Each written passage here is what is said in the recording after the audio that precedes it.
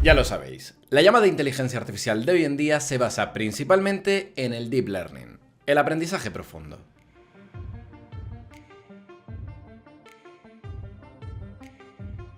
Cuyo fundamento principal es la utilización de las redes neuronales artificiales para el aprendizaje de tareas cada vez más complejas. Y ya lo sabéis, la tendencia ha sido que a más datos y más grandes son estas redes neuronales, mejor funcionan. Un incentivo para las grandes empresas para invertir en más computación, energía y datos para entrenar a bestias artificiales cada vez mayores, que a día de hoy cuestan en el orden de los millones de dólares y que debido a su gran tamaño tenemos que distribuirlos en centros de datos de cientos y cientos de procesadores. Y luego estás tú.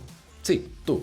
Un robot de carne y hueso controlado por un procesador biológico que está aquí, dentro de tu cráneo, que a diferencia de los modelos artificiales no tiene tantísima información ni alberga tanto conocimiento almacenado, pero que es mucho más eficaz al aprender una gran diversidad de tareas. Conducir, fregar los platos, respirar para no morirte, lo típico. Y ojo, que comparado con las bestias artificiales que mencionamos antes, consume mucha menos energía. Un prodigio de la evolución que, a pesar de estar tan próximos a nosotros, pegado a nuestros hombros, se nos hace extraño, misterioso, desconocido y un objetivo a alcanzar por los expertos en inteligencia artificial. ¿Cómo podríamos hacer modelos que sean más eficientes, que sean más potentes a la par que consuman menos energía? La respuesta se está investigando. Y hoy vamos a hablar de un nuevo avance que camina en la línea de hacer a las redes neuronales más eficientes energéticamente, y que de funcionar podría ser toda una revolución en el campo del Deep Learning, moviéndonos hacia una nueva era con un nuevo tipo de red neuronal, la era de las redes neuronales de un bit. Veamos. Tu cerebro pesa lo que pesa por su tamaño y volumen, algo relacionado con la cantidad de conexiones neuronales que hay en esa masa gelatinosa. Y una red neuronal artificial, pues es equivalente. El peso que va a ocupar en memoria también dependerá del número de conexiones que exista entre las neuronas artificiales. Y si recordáis los vídeos donde explicábamos el funcionamiento de las redes neuronales artificiales, son en estas conexiones entre neuronas donde encontramos a los parámetros, los numeritos que ajustamos durante el entrenamiento para que la red pase de tener un comportamiento aleatorio en el que no sabe resolver su tarea a hacerla perfectamente con un rendimiento sobrehumano. Ajustar automáticamente estos parámetros es la clave del Deep Learning, es lo que denominamos entrenamiento. Así que sí, los parámetros lo son todo. Y también son números, numeritos, decimales, que de alguna forma tenemos que almacenar en la memoria de nuestro ordenador. Y claro, aquí la pregunta sería, ¿cuánto ocupa cada uno de estos numeritos en memoria? Pues depende. En un ordenador no podemos guardar los números como tal en memoria, sino que al final, pues al trabajar con circuitos eléctricos, pues nos tenemos que basar en estados de energía de encendido y apagado, on y off, o unos y ceros. A cada unidad de almacenamiento de uno de estos estados, on y off, es lo que se denomina un bit de información. Y para codificar un número decimal con estos bits, pues tendremos que utilizar el código binario. Para los no técnicos, mirad. En código binario podemos codificar un número decimal de la siguiente forma. Como trabajamos en un código binario con dos números, pues vamos a utilizar las potencias de 2. 2 elevado a 0, 2 elevado a 1, 2 elevado a 2 y así sucesivamente. En un cálculo rápido podemos ver que esto sería 1, 2, 4, 8, 16 y así sucesivamente duplicando el valor anterior. Y ahora la estrategia que seguiremos será la de activar o desactivar con unos y ceros cada sumando para que la suma total de estos números pues acabe sumando el número que queremos codificar. Mirad, es sencillo. Por ejemplo, si queremos convertir el número 5 de decimal a binario, tendremos que activar aquellos valores que sumados nos dé 5. Y en este caso, la única combinación sería activar el 1 y el 4, en esta posición y esta posición. Visto así, podemos decir que el número 5 en binario es el 101. O el número 37, pues sería la suma de 32, de 4 y de 1. Es decir, el número 100101. Así que felicidades, ya habéis aprobado vuestra primera clase de computación básica. Ya sabéis cómo codificar cualquier número en base decimal a binario. Pero la cosa no es tan sencilla porque, bueno, dentro de un ordenador necesitamos que todo esté más estructurado y ordenado. Por eso se llama ordenador. Mirad, Como hemos dicho antes, cada estado encendido y apagado, cada 1 y cada 0, es un bit, la unidad básica de información. Y habitualmente en un ordenador pues solemos agrupar 8 bits juntos para conformar lo que se llama un byte. A todos nos suena. Entonces, si trabajamos solo con 8 bits, os daréis cuenta de que siguiendo la estrategia de antes, aquí únicamente podremos representar un rango limitado de valores. Desde el 00000000 hasta el 11111111. Es decir, si lo traducimos a decimal, con 8 bits solo podríamos codificar los números naturales desde el número 0 hasta el número 255, que sería el máximo valor al que podríamos aspirar. Y claro, ¿qué pasa si de repente quieres representar un número que sea mayor al 255? Por ejemplo, el 256. Pues para lograr esto necesitaríamos un bit más, pero como hemos dicho en informática habitualmente trabajamos con packs de 8 bits, con lo que si queremos uno más, en realidad tendremos que trabajar ahora no con 8 bits, sino con 16. Y ahora sí, con esta cantidad, el valor máximo que podríamos representar ya no es 255, sino una cantidad muchísimo mayor, el número 65.535, que sale de tener los 16 bits activados a 1. Por tanto, primer aprendizaje. Añadiendo más bytes podemos ampliar el rango de valores que representamos en binario, siendo común trabajar con representaciones de 8 bits, 16, 32 e incluso más. Oye, ¿y qué pasa si por ejemplo lo que quiero representar es un número negativo, por debajo de 0?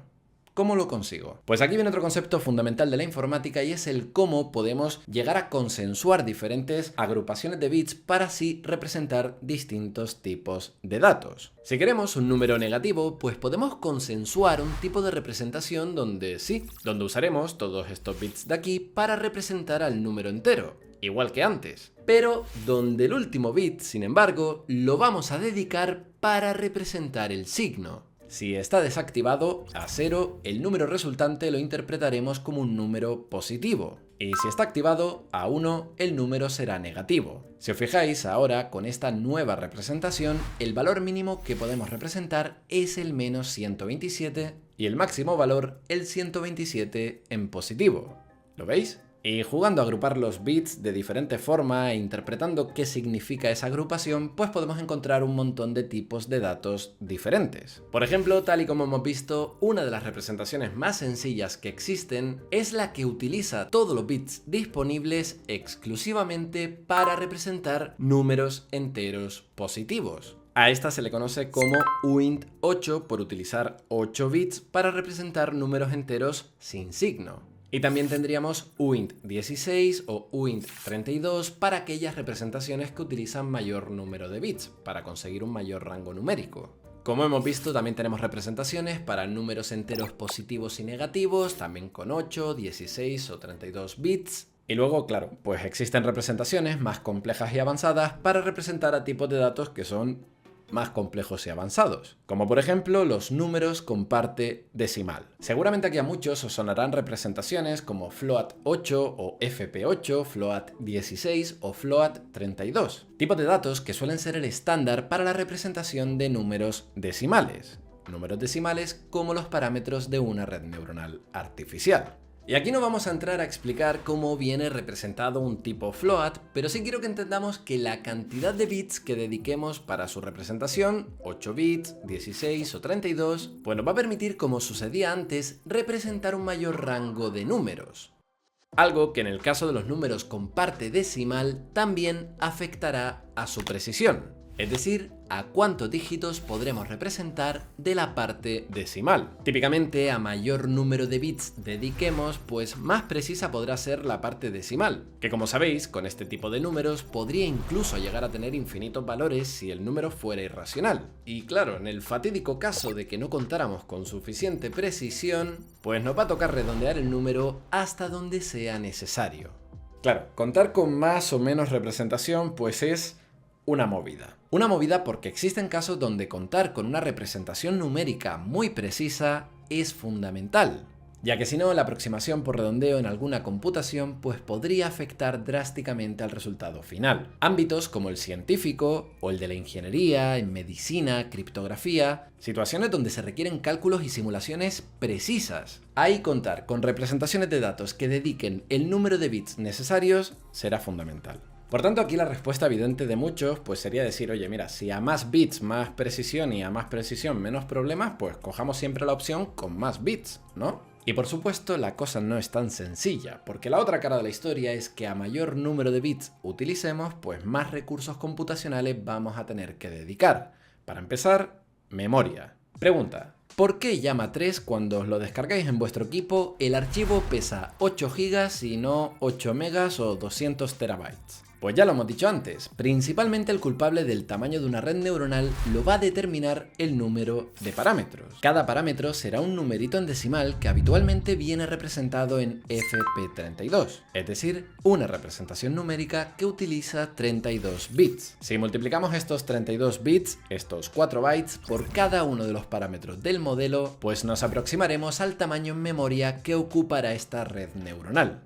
Cada bit encargado de guardar el valor de cada uno de los numeritos decimales que representa a cada uno de los parámetros de nuestro modelo ocupa un espacio en memoria. Y a mayor es el modelo y más parámetros tiene, pues más espacio ocupa en memoria. Pero no solo eso. Pensad que cada uno de estos parámetros en la red neuronal lo utilizamos para multiplicar y sumar con nuestros datos. Y claro, dentro de un procesador, pues cada una de estas operaciones de multiplicación o de suma requieren de ejecutar una serie de circuitos eléctricos que, a mayor cantidad de bits de los números que vamos a operar, más complejos son, tardando más tiempo de ejecución, haciendo que en su totalidad la red neuronal tarde más en ejecutarse, y ojo también, importantísimo, que tengamos que dedicar más energía por operación. Es decir, trabajar con una red neuronal cuyos parámetros vengan representados con una mayor cantidad de bits hace que ejecutar esta red neuronal pues sea más lento, ocupe más espacio en memoria y gaste más energéticamente. Y siendo esto así, pues la pregunta que debemos de hacernos es, oye,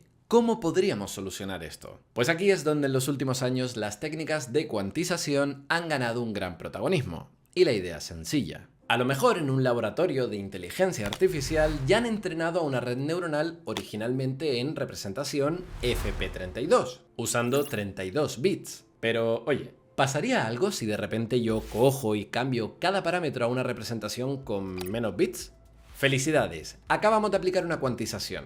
Al hacer esto hemos pasado de utilizar 32 bits a solo 8 bits por cada parámetro, reduciendo así ahora el número de bits a un cuarto. Y de inmediato lo que hemos conseguido haciendo esto es aproximadamente reducir a un cuarto lo que dicho modelo ocupa en memoria. Genial. Pero, ¿esto lo conseguimos sin perder nada a cambio? ¿No decíamos que si quitábamos bits a los números decimales estos podían perder precisión y por tanto los cálculos y las simulaciones que hiciéramos pues podrían ser catastróficas? Sí, pero en el mundo del deep learning, bueno, nos podemos tomar las cosas un poquito más relajadas. Mirad, un caso sencillo. Imaginad que uno de estos parámetros de una red neuronal está determinando la frontera de decisión que clasifica nuestros datos de esta forma. El parámetro podría representar quizás la pendiente de esta frontera lineal. Y tras entrenarse la red, pues podría tomar el valor 0,87453245. Esto representado con 32 bits en FP32. Atentos, ¿qué pasaría ahora si le quitamos precisión a este número decimal? Por ejemplo, vamos a redondearlo a la mitad de decimales. Si os dais cuenta, cuando quitamos decimales, cuando quitamos precisión, aquí la frontera de decisión apenas cambia y la clasificación sigue siendo igual de correcta. Bueno, pues vamos a quitarle más precisión. Redondeamos de nuevo y ahora sí la pendiente se ha movido un poco más.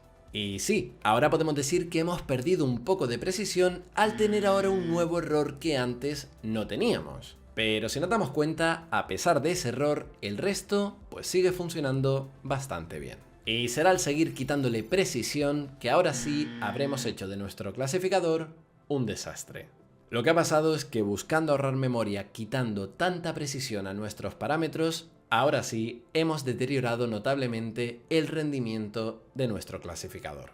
Y esto es lo que pasa cuando cuantizamos modelos de Deep Learning. que estamos sacrificando pues precisión de los parámetros y por tanto la efectividad del modelo en su totalidad para ganar pues mejoras en eficiencia, consumo energético y ocupación de memoria. Y buscar un equilibrio entre estas dos opciones pues es necesario. A esta técnica de coger un modelo ya entrenado y cambiar la representación de los parámetros restándole precisión es lo que se conoce como cuantización post-entrenamiento. Y como hemos visto, entre más agresiva es la cuantización, entre más bits te ahorras, pues peor es el rendimiento. Y claro, viendo esta gráfica y viendo cómo el rendimiento decae, es impresionante comprobar que desde hace unos meses existe una alternativa que promete modelos cuantizados al extremo, utilizando no 32 bits, ni 16 ni 8, sino un único bit.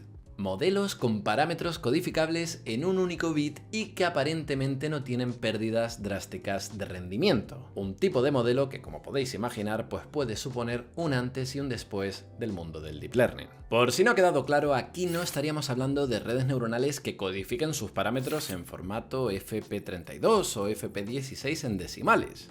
No, aquí los parámetros ya no serían números decimales, sino que únicamente vendrían codificados con estos tres valores: el -1, el 0 y el 1. Es decir, estaríamos llevando la representación de nuestros parámetros casi al mínimo teórico posible. Y aquí ya no estamos hablando de una cuantización post-entrenamiento, donde estemos cogiendo los parámetros una vez la red esté entrenada y cambiemos su representación a posteriori. No, aquí de lo que hablamos y lo que introduce este paper es de entrenar a redes neuronales desde cero utilizando esta codificación de parámetros, haciendo modificaciones en la arquitectura de la red neuronal y en la naturaleza del entrenamiento. Porque esto no es tan sencillo. Y es que recordemos, en la magia del entrenamiento de una red neuronal, pues está la necesidad de usar funciones suaves y continuas que podamos derivar. Un requisito clave en el proceso de optimización del descenso del gradiente.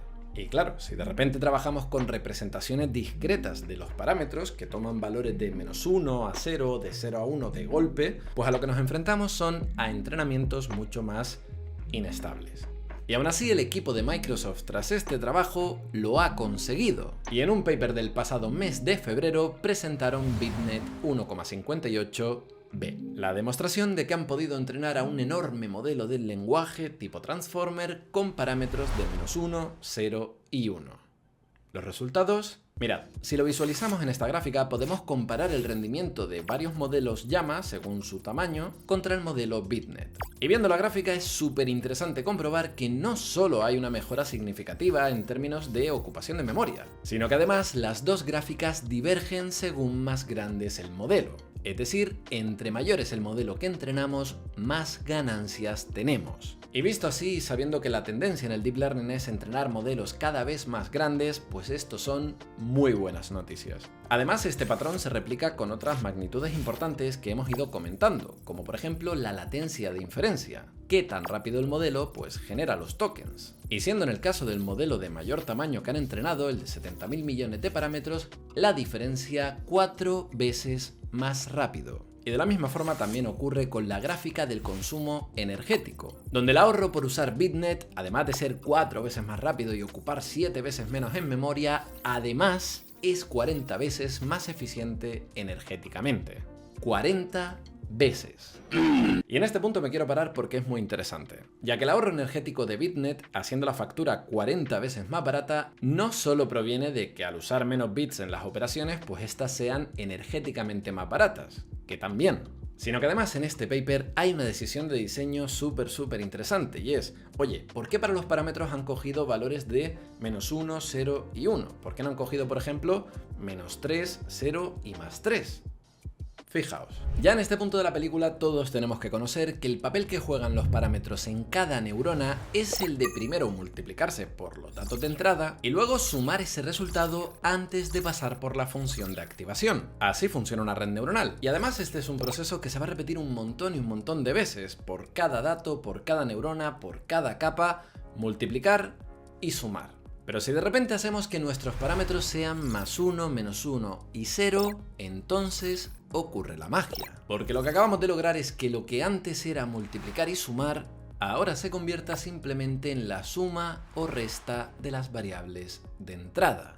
Ahora ya no nos tenemos que preocupar por computar las multiplicaciones. Y esto pues simplifica enormemente el proceso. Podemos pensarlo como una calculadora, la típica calculadora con múltiples operaciones como sumas, restas, divisiones, multiplicaciones.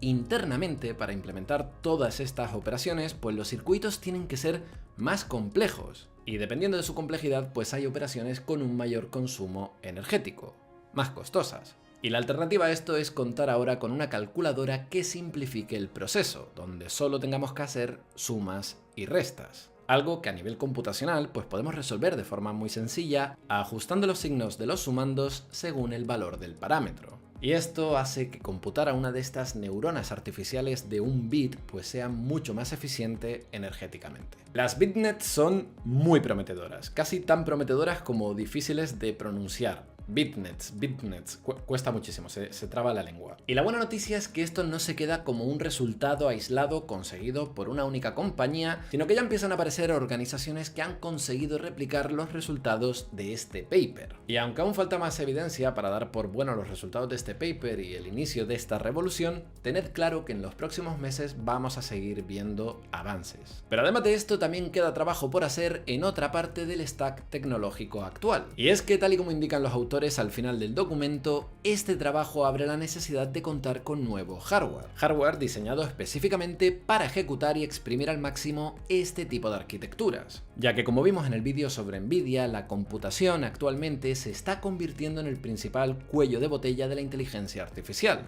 Y donde los diseñadores de chips con cada nueva generación pues intentan dar más y más capacidad de computación. Por ejemplo, con el paso de los años, Nvidia con cada nueva arquitectura presentada ha logrado saltos espectaculares en la cantidad de operaciones que sus chips pueden ejecutar. Pero, esto tiene truco, ya que una parte importante de las mejoras introducidas con cada nueva arquitectura no proviene de meter más transistores cada vez más pequeñitos en los chips, sino que las mejoras vienen de diseñar chips con instrucciones que hacen uso de formatos de precisión cada vez más pequeños. Donde históricamente hemos pasado de FP32 a FP16 para luego pasar por FP8 e incluso con las nuevas Blackwells a FP4.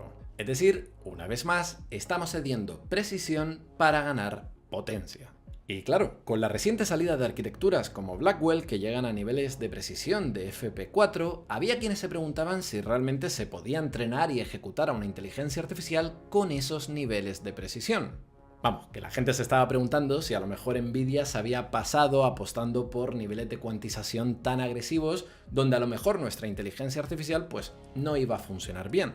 Y como hemos visto, la respuesta del paper de hoy es que sí, que podemos entrenar inteligencia artificial por debajo de los 2 bits. Una oportunidad que para poder aprovecharla al máximo nos obliga a rediseñar y redefinir pues muchos de los procesadores modernos que utilizamos para ejecutar a la inteligencia artificial, acomodarla a las necesidades de estos nuevos modelos.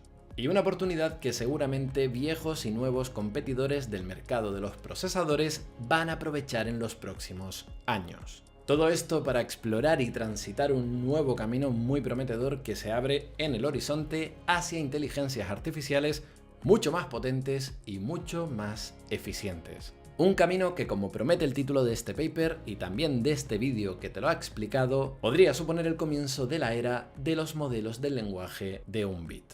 Y si te ha gustado el vídeo, pues no dejes de compartirlo y solo os pido un favor, y es que si no estás suscrito, suscríbete al canal porque estamos ya camino del 1.000.000 de suscriptores y cada vez cuesta más porque los algoritmos de IA pues hacen que mi contenido, si os interesa, os aparezcan aunque no estéis suscritos y entonces os olvidáis. Pero fijaos en el botón, cuando digo suscribíos a mi canal, se ilumina porque Google pues ha puesto una IA que entiende lo que digo y entonces como entiende lo que digo pues se ilumina. Bueno, echadle un vistazo. Suscríbete a mi canal, suscríbete. ¿Lo ves? ¿Ves cómo se...? Bueno, tenéis un par de vídeos por aquí que podéis ojear muy interesantes. Y chicos, chicas, seguimos con la revolución de la inteligencia artificial aquí en .csv. Chao.